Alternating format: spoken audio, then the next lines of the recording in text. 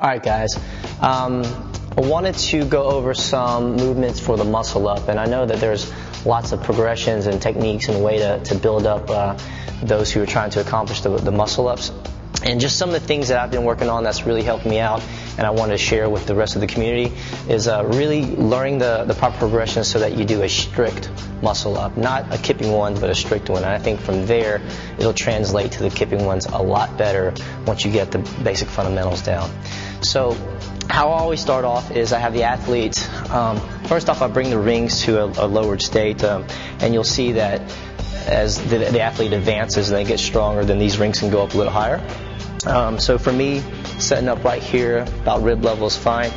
I'm going to have the rings just free dangling, and I'm going to move my toes to where they're directly underneath the rings.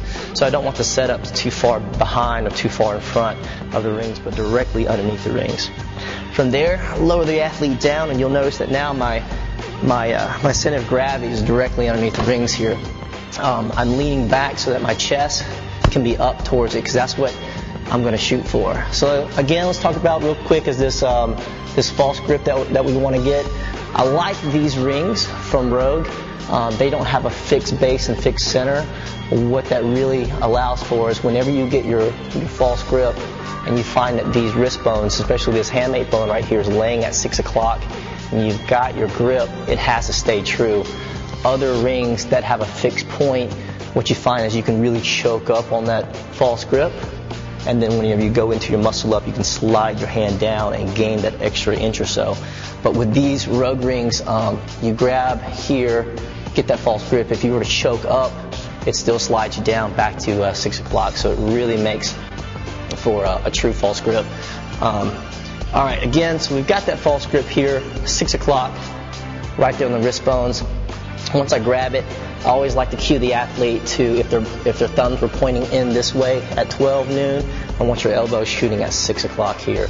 So 12 here, 6 o'clock here. So let's not start off with our elbows nice and wide. Let's bring them in close.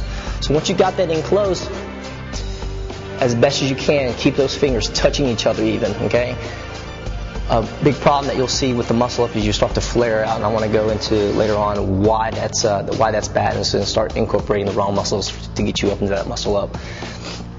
So again, here I've got my nice false grip, got my hands close to touch each other, and what I'm going to do is I'm going to lift and push off my toes or my toenails. You can cue that, and arch and pull. Okay, again, arch and pull. Now here's some things that I want to talk about where you're arching and pulling to. When you arch and pull, it's going to be generally, you'll see that a lot of people, they'll start to arch and pull right here, right to the bottom of the neck, top of the clavicle, top of the chest. And where I start to see a lot of common mistakes with that movement is that doesn't translate into your dip well. Here's why. If you'll notice that if I pull to only here and not to the bottom of my chest, if I'm here and I flare out to that dip position, this is not my dip position, right? This is my dip position. Okay, and you'll see how deep my hands are down the bottom of my chest. So if I'm hanging here on a dip, and that's legit height for us as far as elbows underneath our shoulders, if I'm right here, then on the horizontal plane, it only matches it if my fingers are touching here and they're really low on my sternum. They're not high.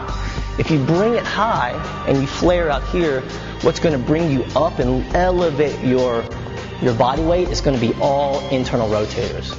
You're making that subscapularis just work, and that's where a lot of guys fall, and you'll see them flare out for one, come here, and they're stuck right there. Okay?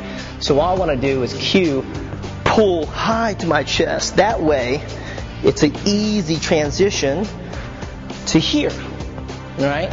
So the pressure that I want my athletes to feel, again, is if I'm coming up, nice and tight elbows, nice and tight. The pressure should be here on my elbows. Okay, so I'm keeping it in close, and I want you to feel and start thinking about pushing back so that you're using lats. It's a lat movement. If you think of the pressure here, then it becomes an internal rotator movement. That's not what we want. All right. So once again, we're pulling high this time. false grip, elbows in front. I'm pulling really high so that now I can just transition my weight, and it becomes a pendulum. So it's just a sharing and an exchange of my upper body weight to my lower body weight, and it's all along this path right here, and I'm keeping it close. So again, guys, pull really high. Anything higher than what your regular dip form is going to create a lot of movement, a lot of strain on that rotator cuff that's really going to fight and make the muscle up a lot harder to transition. So again, the mistake is here, the guys flare out and see how deep I am. That's not my dip, and I have to pressure down with my hands as the elbows float up. Instead, if I just keep it here, it becomes lats. Lats, lats, lats, and then the lats are firing back. Okay, pull up deep, lats are firing back. So as you get the athlete to start thinking about those movements and start doing that progression, just practice that range of motion. Pull, pull, and transition. Nice and tight. I'm not losing it. Tell them to scrub their rib cage. Right there. And then I can increase the rings higher and higher in the height, pressing off less and less on my toenails. So now let's transition to the high rings and see what that looks like.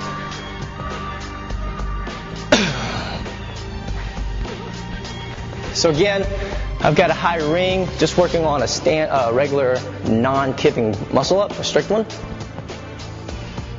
Got my grip. Got my grip here, coming up. First thing I want to do is just pull to my chest. Remember, high on your chest.